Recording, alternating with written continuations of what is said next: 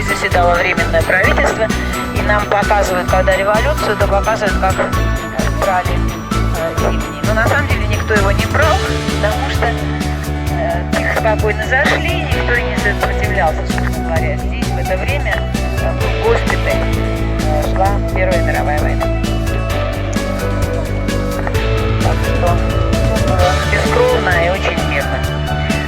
Если вы хотите подойти к атлантам, я рекомендую, потому что у нас есть такая примета, что если вы поддержите совместимость атлантов, то сбросите ваши самые заветные желания, то это вот туда.